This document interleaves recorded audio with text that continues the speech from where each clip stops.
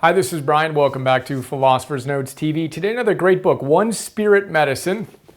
One Spirit Medicine by Alberto Villoldo, PhD, who's a fascinating blend of medical anthropologist and practicing shaman. We've done a couple of notes on his other books, including Courageous Dreaming and Power Up Your Brain. This one's his newest one, Philosopher's Note, bunch of big ideas, and a handful of my favorites here. So let's jump in. So basic idea here is combining ancient wisdom of the shaman traditions that he studied in the Amazon and the Andes with modern science. Half of the book is nutrition.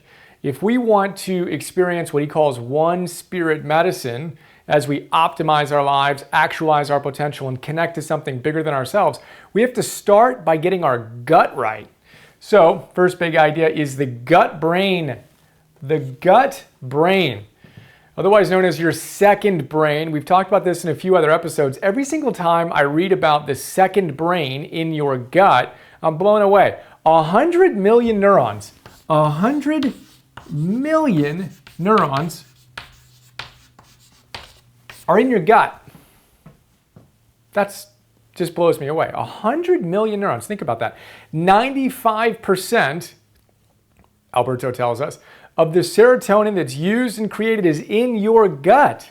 It's constantly communicating with your head brain, your gut brain and your head brain, and it's extraordinarily important. Optimizing that is key if you want to optimize your health. So if you have any issues with your psychological or emotional or physical well-being, although your doctors may not tell you to look at what you're eating and what's going on in your gut, it's huge. Pay attention to it. And these are our top two toxins that we want to pay attention to: sugar and flour. I come back to this a lot in our videos talking about nutrition because it's huge. You can debate on the edges of certain things in nutrition, but no one's going to tell you to eat more sugar and eat more refined processed flour. Not going to happen. Keep these stats in mind. Sugar, 150 pounds, and flour, specifically wheat flour, 133 pounds.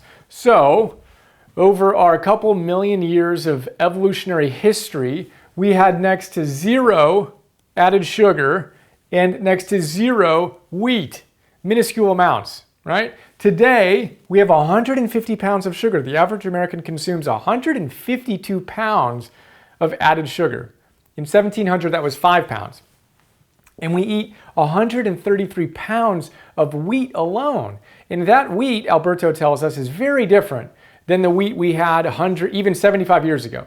Post-World War II, came up with a new type of wheat that helped deal with some famine issues, but it has 20 times the amount of gluten that wheat before it had. Not good for us. All of us have a certain level of gluten sensitivity. Some of us are more sensitive than others, but Alberto says all of us have a level of sensitivity. We did not evolve to eat wheat and sugar in the quantities we eat them. So these are the first things to remove from your diet if you haven't yet, so you can take nice care of your gut brain, so you can take nice care of your overall brain and feel better. Sugar, he says, is the number one toxin in your kitchen. Big idea. Okay, so those are our toxins. The third big idea is our superfoods. He talks about a number of them and supplements and stuff in the book. But the one I'm going to focus on now is cruciferous vegetables. Cruciferous vegetables. These are veggies like broccoli, Brussels sprouts, cauliflower, celery, kale, bok choy, collard greens are all cruciferous vegetables. We know that green vegetables are good for us, but cruciferous vegetables are even better for us. They're truly superfoods. In the note, I mentioned some studies by Joel Fuhrman that you can eat a certain amount of green vegetables, like a lot of green vegetables, and you'll see your cancer rate go down by X%.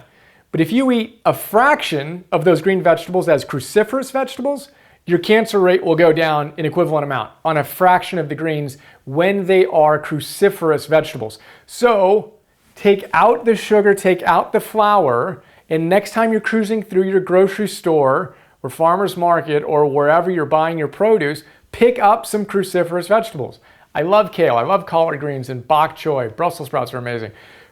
Stock your fridge with those foods, eat them consistently, keep it simple, get your superfoods on, boost your gut health. All right, fourth big idea is a fascinating one. News and TV talk. So Alberto tells us that in 1 week, via just the internet and TV alone, we, modern human beings, stimulate ourselves more in that 1 week than our Paleolithic ancestors did in their entire lives. Think about that for a moment. In 1 week, we receive more stimulation via the internet and TV alone than our Paleolithic ancestors received in their entire lifetime. That's crazy when you actually slow down and think about that.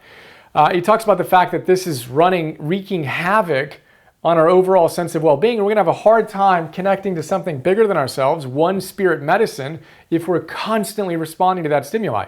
I've talked about Stephen King and how he described it as having jumper cables on his brain when he was super busy as a school teacher. When he started his career, it was tough to create when he was so stimulated. And get this, in the note I talk about Kelly McGonigal and her upside of stress.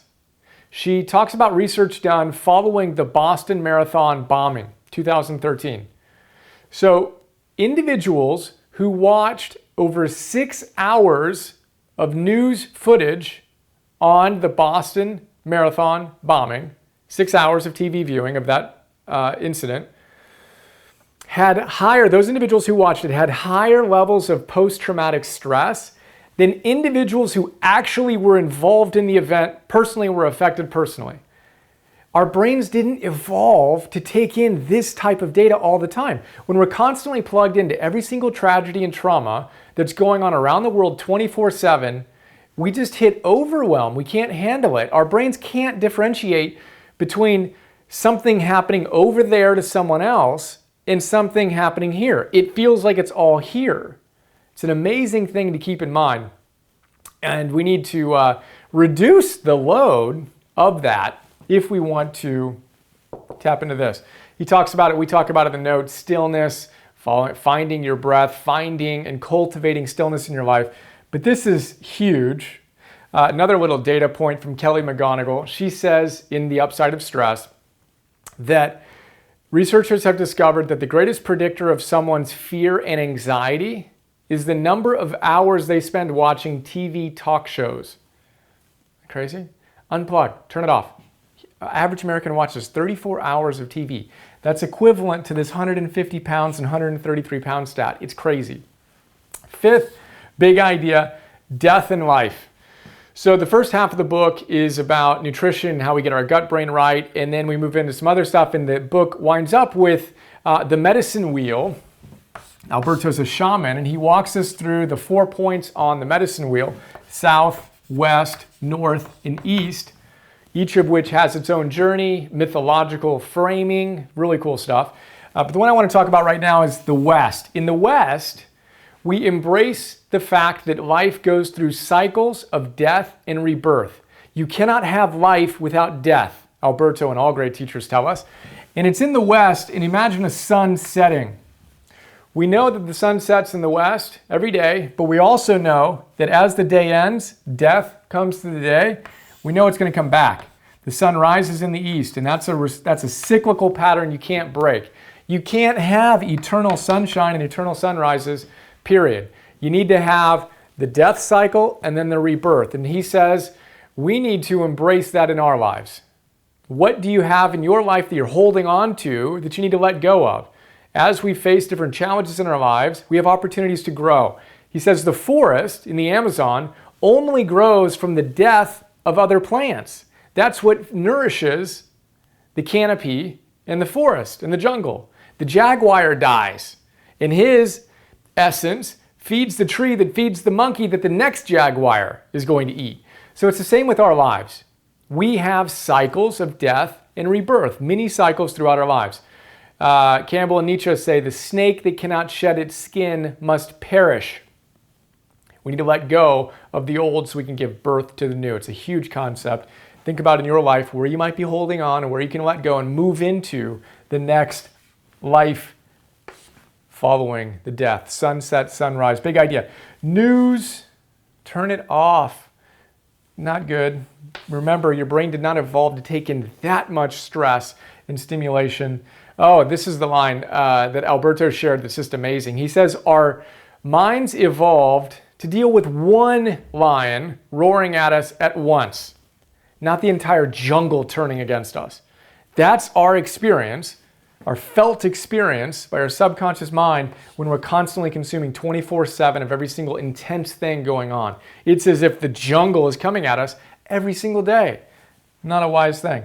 Superfoods, cruciferous vegetables. Next time you're cruising through the grocery store, pick up some bok choy, kale, Brussels sprouts, broccoli, cauliflower. Go nuts. Reduce your sugar, reduce your flour. Take care of your gut brain as you experience One Spirit Medicine. Hope you enjoyed. I'm interviewing Alberto about an hour after I wrap this up, which I'm excited about. I'll share that soon. And whatever the idea was that jumped out at you, jump on it, make it a part of your life. Look forward to sharing more with you soon. Have another awesome day. See ya.